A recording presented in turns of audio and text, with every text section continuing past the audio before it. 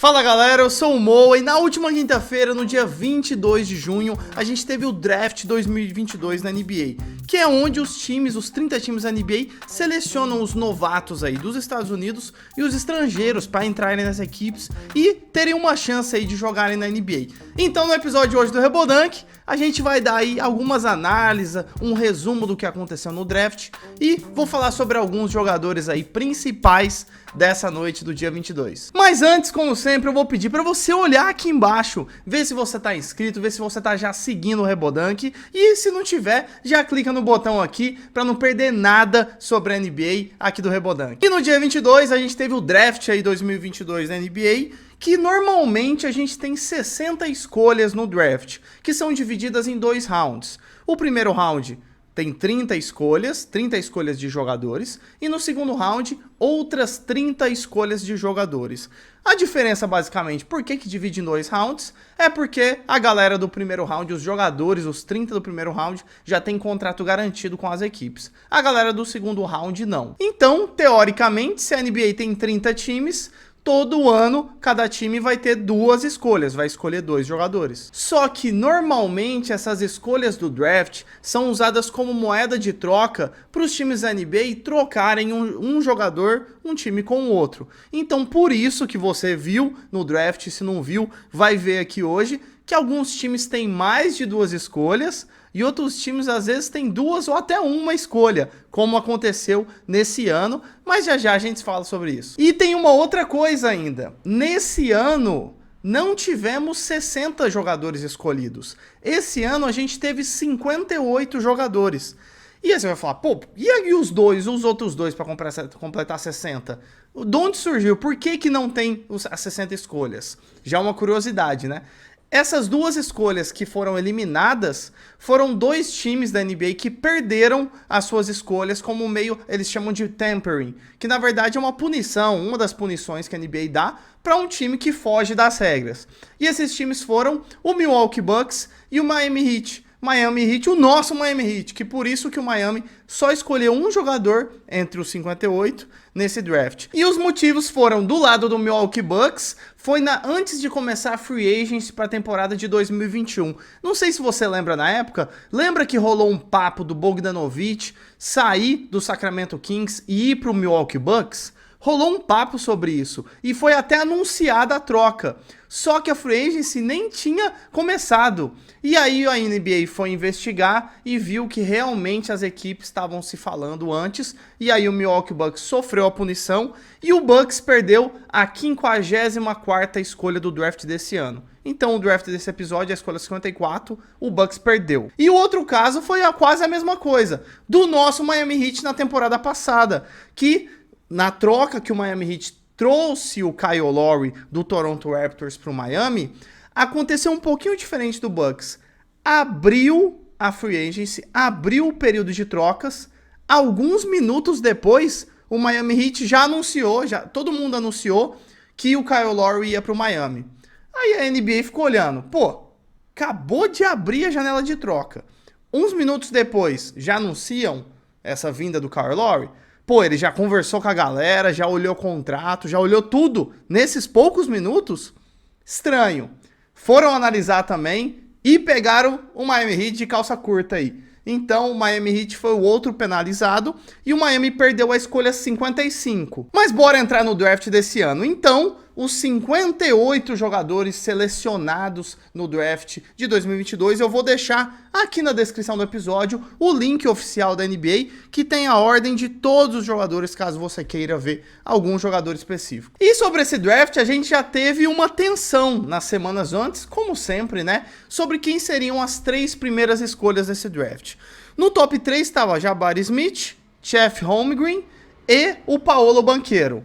E ficou sempre nessa, pô, quem será que vai ser primeiro, quem será que vai ser segundo, coisas normais no draft. Porém, o Hoje, que é um repórter, jornalista aí, norte-americano dos Estados Unidos, que sempre crava as trocas, tudo que vai acontecer na NBA, ele postou que a sequência seria Jabari Smith na primeira escolha, selecionado pelo Orlando Magic, Chet Holmgren, selecionado na segunda escolha pelo OKC, pelo Oklahoma City Thunder, e na terceira escolha, o Houston Rockets ficaria com o Paolo Banchero.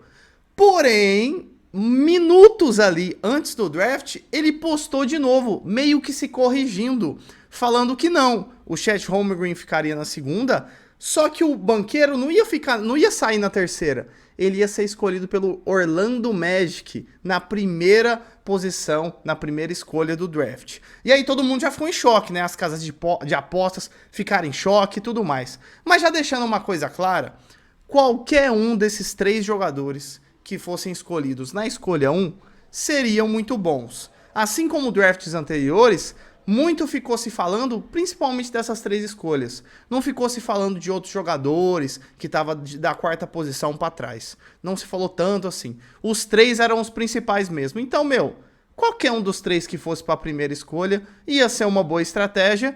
E para mim, na minha opinião, qualquer um que ficasse em primeiro, não ia ter time nenhum perdedor, time vencedor. São novatos, cada um tem sua característica de jogo e são apostas. No fundo, sempre são apostas. Cada um dos times da NBA tem, muitas pessoas que trabalham só para olhar isso. Se escolhesse qualquer um desses 3, para mim estaria tranquilo. Então, no final aconteceu isso mesmo.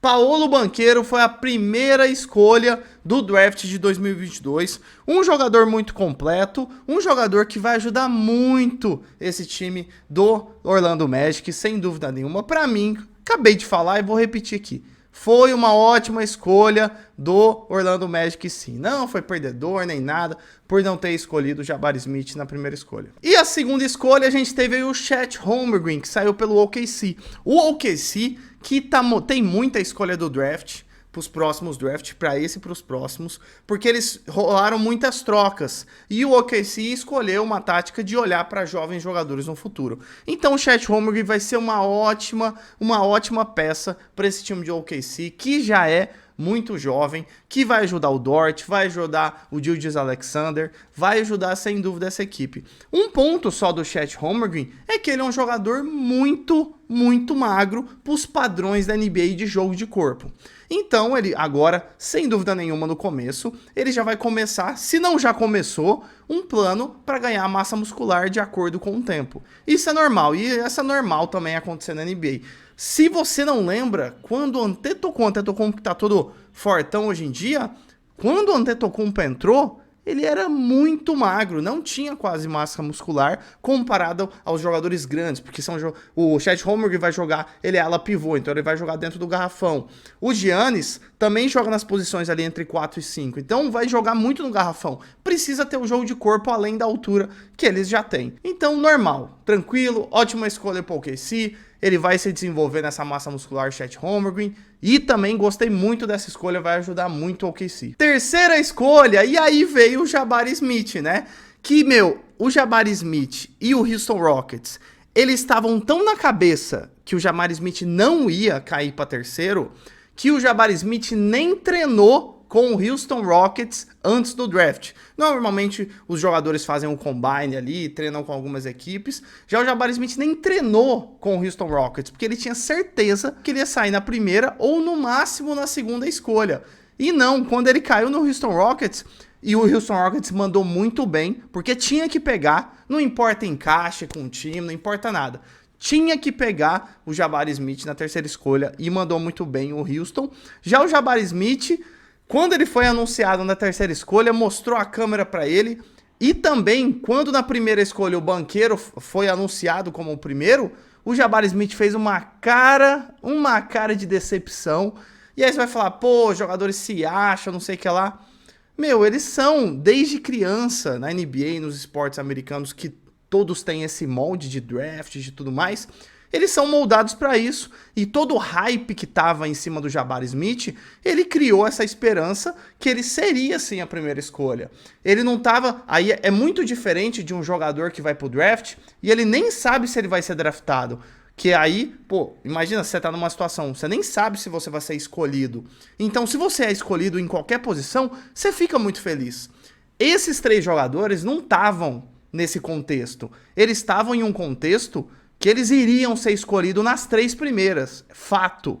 Fato. Então, dentro disso, também tem outra competitividade, também tem outra competição para eles e entre os três ali, né? Então, ele ficou em choque. Na primeira vez que eu vi, eu falei, pô, o cara tá se achando, mas depois a gente vai pensar no contexto, vai pensar um pouquinho mais de uma outra visão, e, não foi que ele se achou, é que ele tinha essa esperança de ser o primeiro mesmo, e acabou ficando decepcionado, mas é lógico que ele ficou feliz de entrar na NBA, de ser escolhido aí numa das 3 escolhas. E agora a motivação dele tem que ser outra, provar que ele vai ser um jogador melhor que os 2 primeiros. Que aí já é outra competição, outra competitividade, outra mentalidade. Na 5ª escolha do draft, eu queria fazer um comentário sobre o Detroit Pistons, que selecionou o Jaden Ivey, que era um jogador que todo mundo achava que ia sair na 4ª escolha para o Sacramento Kings. Só que o Sacramento Kings deixou passar ele, escolhendo o Keegan Murray, que não era um jogador que estava sendo cotado, é lógico que é um bom jogador, mas não estava cotado para ficar na 4ª. O Jaden Ivey, sem dúvida, estaria nessa posição. Então, pro Detroit Pistons foi incrível. Tem que fazer um comentário aqui do Jaden Ivey, um ótimo jogador também. O Pistons mandou bem demais, bom demais. Sem dúvida, a gente vai, se for ver um episódio aí de perdedores e vencedores, o Detroit Pistons vai estar nesse draft, principalmente por essa escolha do Jaden Ivey. Na 6ª escolha do draft, o Indiana Pacers escolheu o Benedict Mathurin. E é lógico que é um ótimo jogador, tá na 6ª escolha do draft, mas eu nem queria falar sobre ele. Ele tem um jogo que ele tem um arremesso, ele tem uma infiltração, ele é intenso nas infiltrações. E aí, qual comentário eu queria fazer sobre ele? Porque esses jovens aí já começam causando.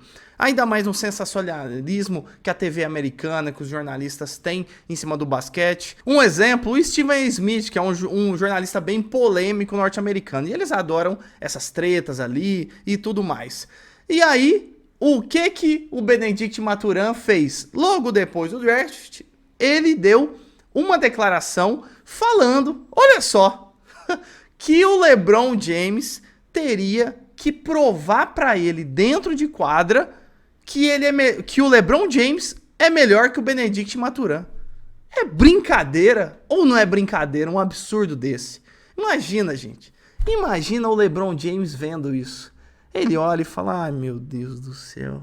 Eu conto ou você conta? Acho que esse moço, esse Benedict Mathurin, não assistiu NBA desde 2003. Não é possível. Maluco, né? Mas sem dúvida, a percepção que eu tive dessa frase dele, desse comentário, foi pra provocar, pra ganhar holofote. Ele ficou na 6ª escolha. Então é uma disputa de holofotes. Os 3 primeiros, lembra que a gente falou que os 3 primeiros estavam muito cotados? Aí esse cara aí, o Benedict Mathurin, quis o holofote um pouco pra ele. E deu certo, né? Porque em todo lugar tava falando dele, dessa declaração. Outro jogador que eu queria comentar desse draft é a escolha 24 do Milwaukee Bucks, que foi o MarJon Beauchamp.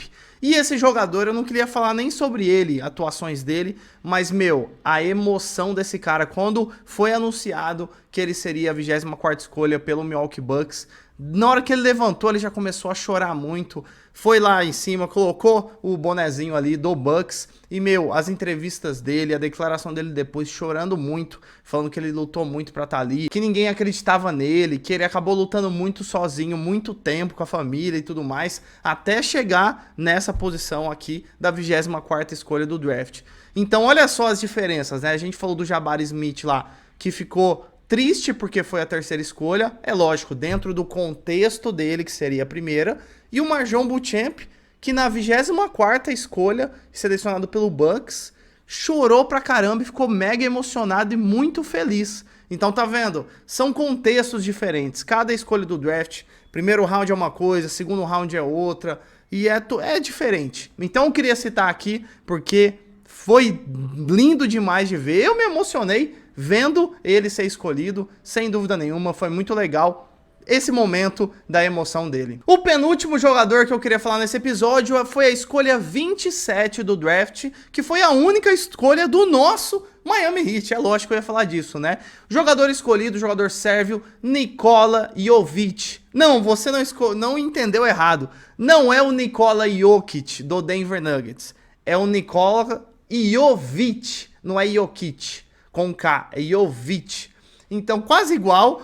Mas, inclusive, eu vi várias comparações do Jokic com ele, e é lógico que nas suas devidas proporções, né? O Jokic é outro nível, já tá há muito tempo na NBA. O Jovic, jogador, acabou de entrar na 27ª escolha ainda. Mas, pra mim, foi uma ótima. O Miami Heat mandou bem demais nesse draft. Eu vi vários comentários aí que o Jovic foi considerado aí o melhor jogador internacional dessa classe de draft. É um jogador que vai ajudar muito o Adebayo. Ele pode entrar, como ele é um jogador muito alto, ele pode entrar no lugar do Adebayo, nas trocas ali da rotação, enquanto o Adebayo descansa, ele entra.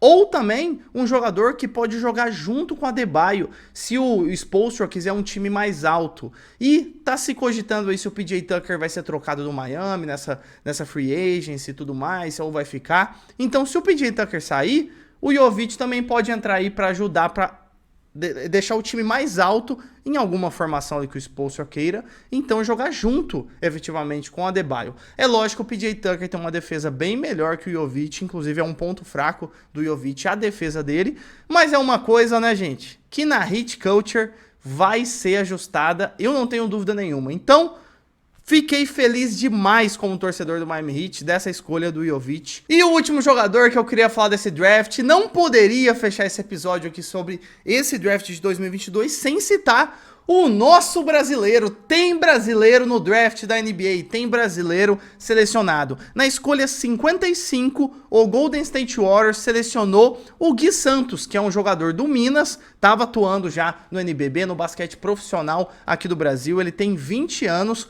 colocou o nome dele lá do draft da NBA e foi selecionado na escolha 55 das 58 que tiveram pelo Golden State Warriors. Um pequeno detalhe é que essa escolha 55 ia ser do Miami Heat, então o Gui Santos poderia jogar no meu Miami Heat, mas lembra lá no começo do episódio que eu falei que o Miami perdeu essa escolha, e aí ela acabou caindo pro Golden State Warriors, que selecionou o Gui Santos, então ele vai ser aí, depois que entrar em quadra, o 19º brasileiro a entrar, a jogar na NBA. Provavelmente o Gui Santos não vai jogar nesse primeiro ano, ele não vai entrar na rotação do Golden State Warriors. Um comentário rápido também, o time tem 15 jogadores na rotação, os times da NBA, e 12 desses jogadores eles escolhem para entrar em quadra. Então 5 são o time titular e 7 jogadores ficam no banco de reservas. 12 para entrar em quadra e 15 na rotação. Provavelmente o Gui Santos não entrará na rotação. O Golden State Warriors coloque ele provavelmente na Summer League agora, que é a liga de verão americana, que é um torneio antes de começar a NBA, nesses meses que é o verão lá nos Estados Unidos. Por isso tem esse nome, né? Provavelmente depois disso, quando começar a temporada regular, o Golden State Warriors coloque ele na D-League. A D-League tem esse nome que é G, Gatorade, do Gatorade, né? Gatorade League, porque é patrocinado pela Gatorade. E essa liga é, a grosso modo, uma segunda divisão da NBA. E os times da NBA têm um costume de acabar colocando jogadores selecionados no draft, jogadores que são promissores, que eles querem testar, nessa D-League, nessa liga que é como se fosse uma liga de desenvolvimento, uma segunda divisão. Mas é mais visto como uma liga de desenvolvimento mesmo. Ou o Golden State Warriors também pode emprestar o Gui Santos para algum time estrangeiro. E aí a gente tem que torcer, e já vou dar aqui, tomara que o Gui Santos vá para a D-League, porque é uma liga de desenvolvimento com um nível de basquete muito parecido com a NBA. Não é o nível da NBA, mas é bem parecido. Então o Golden State Warriors vai estar mais próximo vendo ele jogar. Mas se ele não for para a D-League, tomara que ele seja emprestado para um time da Europa, que também tem um nível de basquete muito alto, bem próximo com a NBA. Se ele for para outro país, aí já fica bem distante, o nível já não vai ser tão parecido assim que a NBA, comparada à D-League e à Liga Europeia, e aí eu já ia ficar muito triste se isso acontecesse. Então tô torcendo pro Gui Santos ir pra D-League, se desenvolver, porque é normal, os times da NBA, quando eles pegam jogadores estrangeiros, principalmente do segundo round, né, da escolha 31 até a 60, é muito normal que coloque esses jogadores na D-League, porque os times da NBA sabem que os torneios dos países são muito diferentes que a NBA. Então colocam nessa D-League para os jogadores se aperfeiçoarem, se desenvolverem. Então por isso que eu tô torcendo pro Gui já entrar na D-League, para ele se desenvolver ainda mais com o Leandrinho. O Leandrinho é assistente técnico, um dos técnicos aí do Golden State Warriors. É um brasileiro que já foi campeão pelo Warriors, já tá lá há muito tempo no time, sabe como funciona, vai dar vários toques pro Gui Santos. Meu, que coisa maravilhosa o Gui ter sido draftado pelo Warriors. Além, é lógico, né, por ele ser brasileiro, por a gente estar torcendo por ele, e ainda mais sendo pelo Warriors. O Warriors é um time que é conhecido por draftar campeões, por draftar jogadores. Um exemplo é o Klay Thompson, o Stephen Curry e o Draymond Green. Foram draftados pelo Golden State Warriors, se desenvolveram lá. Então, é um time que tem essa cultura de desenvolver o jogador. Então, não teria um lugar melhor pro Gui Santos entrar, além da mentalidade de campeão do Golden State Warriors. Nos últimos 8 anos, chegaram a 6 finais e ganharam 4 títulos na NBA. Tem ou não tem uma mentalidade de campeão, de time de playoff, de time que chega em final? Então o Gui, não só dentro de quadra, como em mentalidade, com a ajuda do Leandrinho e do time do Warriors, meu, perfeito, perfeito, fiquei feliz demais. Você que é brasileiro e viu ali também, ou tá sabendo agora, fique feliz porque a gente vai ter mais um brasileiro na NBA, mais um brasileiro draftado e mais um brasileiro que pode brilhar na Liga Americana de Basquete. Então é isso, galera, se você gostou do episódio, já solta o dedo no like aqui e não se esqueça, olha aqui embaixo, vê se você tá inscrito, já segue o Rebodunk. Se não tiver, já clica para não perder nada, nenhum episódio do Rebodunk sobre a NBA. Então é isso, valeu, falou!